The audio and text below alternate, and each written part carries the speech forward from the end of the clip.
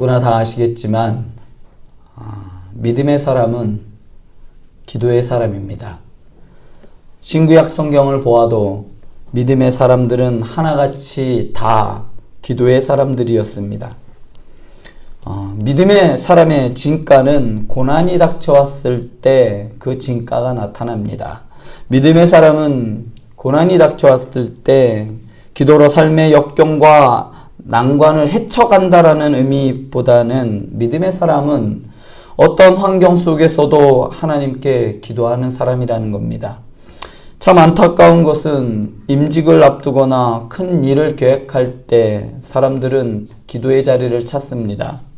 물론 그렇게라도 기도의 자리로 나오는 것이 나쁘다는 말이 아닙니다. 그러나 기도가 하나님과의 교제로 정의할 때 믿음의 사람은 항상 기도하는 사람이기 때문입니다. 그래서 바울은 데살로니가전서 5장에서 쉬지 말고 기도하라 라고 말하였던 것은 믿음의 사람은 하나님과의 지속적인 기도의 교제, 이 교제를 나누는 사람으로 기도를 통해 하나님과의 이 교제를 나누기 때문에 항상 기뻐할 수 있는 것이고 항상 감사가 넘칠 수 있는 것이라고 말하는 겁니다. 기도가 동반되지 않으면 감사할 수 없습니다. 기도가 동반되지 않으면 항상 기뻐할 수 없습니다. 그런 면에서 진짜 믿음의 사람은 기도의 사람이라고 말해도 과언이 아닙니다. 머리로는 얼마든지 성경을 알 수 있습니다. 지식적으로는 얼마든지 우리가 믿는 기독교에 대하여 알 수 있습니다. 그러나 안다고 해서 그것이 믿음과 직결되지는 않습니다. 아무리 성경을 많이 알고 있다고 해도 기도하지 않는 사람은 저는 단언컨대 하나님을 믿는 사람이 아니라고 생각합니다. 얼마 전에 대통령 선거를 했습니다. 많은 사람들이 1번 이재명이 되어야 된다, 2번 또 누가 되어야 된다, 저마다 각각 자기가 지지하는 후보가 대통령이 돼야 한다, 이렇게 저렇게 하면서 꼭 누구를 찍어달라 부탁하는 분들도 계셨습니다. 선거 결과 역대 최소표 차이로 대통령이 나왔습니다. 여기 계신 분들도 누가 찍으셨는지, 자기가 누구 찍었는지 다 알고 계시지요. 한 가지 묻고 싶은 게 있습니다. 여러분들은 여러분들이 지지했던 후보에 대하여 얼마나 잘 알고 계십니까? 그 사람이 어느 지역 출신이고 어느 대학을 나왔고 어느 직장에서 어떤 업적을 이루었는지는 공개되어 있기 때문에 잘 알 수 있습니다. 심지어 그분들의 아내들의 그 미숙한 점들까지도 언론에서 대대적으로 적나라하게 방송되었기 때문에 여러분들은 그분들에 대하여 잘 안다라고 이야기할 수 있을 겁니다. 그런데 여러분들이 그분들을 아무리 잘 안다고 해서 그분들이 여러분들을 알까요? 여러분들이 목숨 걸고 이 사람을 찍어야 된다 하지만 그 사람들은 여러분들을 모릅니다. 여러분들의 이름조차도 그분들은 몰라요. 여러분들은 여러분들이 지지하는 후보들을 믿을지 몰라도 후보들은 여러분들의 이름조차 모릅니다. 즉 그분들은 여러분들을 믿지 않는다는 이야기죠. 누군가를 안다는 것은 믿음을 동반하지 않습니다. 반드시 믿음을 동반한다라고 이야기할 수 없어요. 믿는다고 하려면 반드시 교제가 필요하기 때문입니다. 한마디로 대화를 비롯한 이 관계의 형성이 되었을 때 믿을 수 있는 겁니다. 생판 처음 보는 사람은 난 당신을 믿습니다 라고 하면 미친놈입니다. 아무리 잘 알고 있는 사람이라 할지라도 말 한마디 하지 않는다면 그거는 그냥 단순히 알고 있는 거예요. 그냥 지식적으로만 알고 있는 것이 저 사람의 이름이 누구지 라고 알고 있는 것이지 사람의 됨됨이에 기초하여 상호 신뢰의 수준에까지는 이르지 못하는 겁니다. 저는 우리와 하나님의 관계도 이와 마찬가지라고 생각합니다. 여러분들이 아무리 성경을 100독을 200독을 심지어 성경 66권을 다 외운다 할지라도 기도하지 않으면 하나님은 여러분들을 알 수가 없어요. 하나님과의 친밀한 교제는 기도밖에 없기 때문입니다. 그렇기 때문에 믿음의 사람들은 기도의 사람일 수밖에 없는 겁니다. 오늘 말씀의 다니엘도 역시 기도의 사람입니다. 즉 믿음의 사람이었단 이야기죠. 오늘 말씀에서 보면 다니엘이 어떻게 기도했는지 아주 잘 보여줍니다. 왕의 조서에 찍힌 도장은 다니엘에게 마치 죽음의 선고와도 같은 겁니다. 누구든지 다리오 왕 이외에 어떤 신에게 어떤 사람에게 무엇을 구하면 즉 기도하는 사람은 죽음을 면치 못한다는 그러한 의미였기 때문입니다. 다니엘은 왕의 신뢰를 누구보다도 많이 받았던 사람입니다. 가장 높은 고위직, 세 고위직에 있었고 가장 3총리 안에 들었었고 그 중에서도 가장 높은 자리에 앉히려고 다리오는 마음을 먹었어요. 그만큼 다니엘에 대한 다리오의 신뢰는 엄청 두터웠습니다. 그렇기 때문에 오히려 왕에게 가서 지금 내린 판결, 이 조서를 좀 취소해 주십시오 라고 간청하거나 앞으로 내가 그 조서를 지키지 못할 건데 이제 좀 용서해 달라고 다리오 왕에게 가서 간구하는 것이 오히려 더 현실적으로 보입니다. 그러나 다니엘은 그렇게 하지 않았습니다. 다니엘은 평상시처럼 자기 집에 돌아가서 기도하였습니다. 여기서 다니엘의 기도 습관을 아주 잘 말해주는 말이 있습니다. 이것은 전에 하던 대로라는 말입니다. 전에 하던 대로라는 이 원문을 직역해서 보면 전부터 이것을 행해왔기 때문에 라고 나옵니다. 정확하게 나와요. 다니엘은 그 왕의 긴급한 그 금령으로 인한 그 위기 상황 가운데서 살려달라고 기도해야겠다 라고 하면서 그냥 후다닥 닦아서 기도한 것이 아니란 말입니다. 다니엘은 지금 이 상황을 벗어나게 하기 위하여 하나님께 기도한 것이 아니라 그냥 전에 하던 대로 그냥 즉 평상시대로 정해진 시간에 주변의 위협에도 굴하지 않고 요동하지 않고 그냥 차분하게 기도하러 간 것입니다. 어쩌면 이날 다니엘은 몹시 두려웠을 수도 있습니다. 그런데 다니엘의 기도가 두려움에 떨면서 하나님께 간절히 토로하는 기도가 아니라 그의 기도의 마지막은 그의 기도는 감사로였어요. 감사의 기도였습니다. 이렇게 늘 하던 대로 다니엘은 하나님께 기도하러 갔습니다. 다니엘의 기도하는 모습을 보면 몇 가지 특징이 있습니다. 다니엘은 하루에 3번씩 기도하였어요. 시편 55편 17절을 보면 저녁과 아침과 정오에 내가 근심하여 탄식하리니 여호와께서 내 소리를 들으시리로다 라고 하였습니다. 이 말은 유대인들은 하루 3번 하나님께 기도해야 했다는 것입니다. 언제 이들이 기도하였는지 정확하게 이야기해 줍니다. 아침과 점심과 저녁. 유대인들의 성경은 하루에 따라 유대인 성경은 처음 시작을 저녁부터 시작합니다. 저녁과 아침과 점심. 이렇게 3번의 기도의 시간을 가졌습니다. 구체적으로 다니엘이 어떠한 기도를 했는지 정확하게 나오지는 않지만 다윗이 사울을 피해 굴에 숨었을 때의 시편 57편과 같은 기도가 아니겠냐 싶습니다. 하나님이여 내게 은혜를 베푸소서 내 영혼이 주께로 피하되 주의 날개 그늘 아래에서 이 재앙들이 지나가기까지 피하리이다. 내가 지존하신 하나님께 부르짖으며 곧 나를 위하여 모든 것을 이루시는 하나님께로다. 그가 하늘에서 보내사 나를 삼키려는 자의 비방에서 나를 구원하실지라. 이렇게 기도하지 않았을까 싶습니다. 또한 다니엘은 기도할 때에 무릎을 꿇고 기도했습니다. 일반적으로 유대인들은 서서 기도했어요. 그들은 무릎 꿇고 기도하지 않았습니다. 어쩌다가 특별한 일이 있을 때만 했습니다. 역대상 23장 30절과 느헤미야 9장 2절에 보면 서서 드린 기도의 기록들이 남아있어요. 그러니까 유대인들은 서서 기도를 했습니다. 이스라엘 통곡의 벽을 가도 그래요. 그곳에서 무릎 꿇고 기도하는 사람은 거의 없습니다. 벽을 붙잡고 다 서서 기도를 합니다. 반면에 열왕기상 8장 54절과 에스라서 9장 5절에는 무릎 꿇고 기도 드리는 모습이 언급되어 있습니다. 특별히 무릎 꿇고 드리는 기도는 특별히 엄숙한 기도의 환경이나 절박한 필요를 말할 때 무릎 꿇고 기도하였습니다. 바벨론의 포로로 끌려온 상황에서 다니엘은 매일 무릎으로 하나님께 기도하며 나아갔던 겁니다. 그리고 다니엘은 하나님께 감사하였습니다. 감사할 조건이 전혀 있지도 않음에도 불구하고 그는 감사할 수 있었습니다. 그것은 이전에 그가 하나님을 신뢰했던 것과 같습니다. 그가 바라보았던 것과 같습니다. 이 땅을 바라본 것이 아니라 하나님의 나라를 바라보았기 때문에 다니엘은 감사할 수 있었던 겁니다.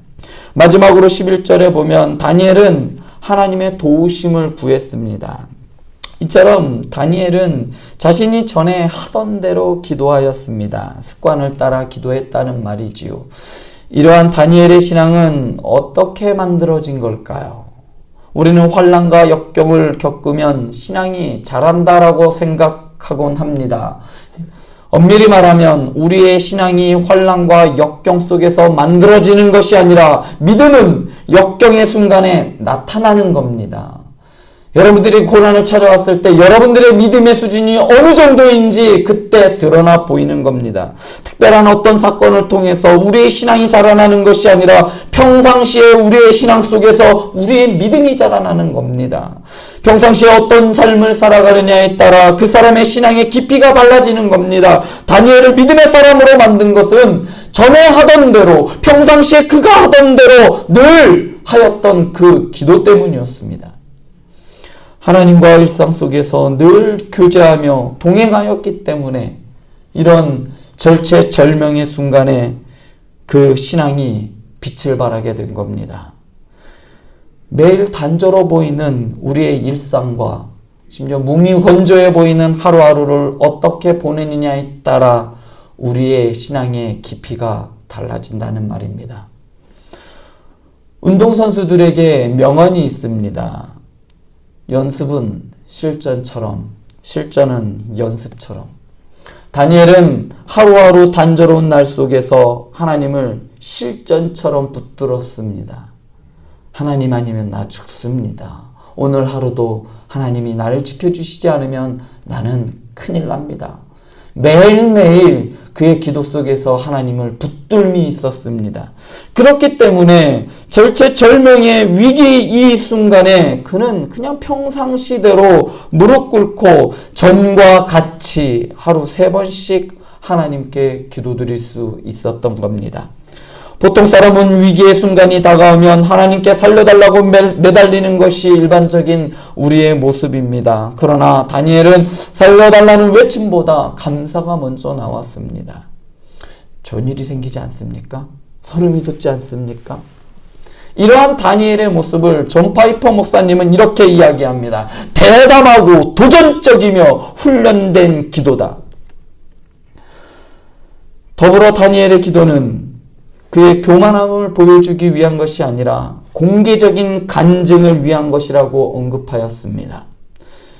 그것은 다리오의 영광보다 더 큰 하나님의 영광에 대한 선포이며 공개 성명이다 라고 말하였습니다. 다리오가 아니라 하나님이었습니다. 다니엘이 두려워한 존재는 다리오가 아니라 모든 만물을 창조하시고 역사를 주관하시는 하나님이었습니다. 그렇기 때문에 다니엘은 한 달도 쉬지 않고 기도하였던 겁니다. 다니엘은 이 순간 바벨론 군사들에게 들키지 않게 좀 기도의 장소를 옮겨도 되지 않았을까요? 왜 맨날 그 자리에서 기도해요? 오늘만큼은 좀 골방에 가서 문 걸어 잠고 조용히 기도한다고 해서 내가 기도 안 한 게 아니지 않습니까?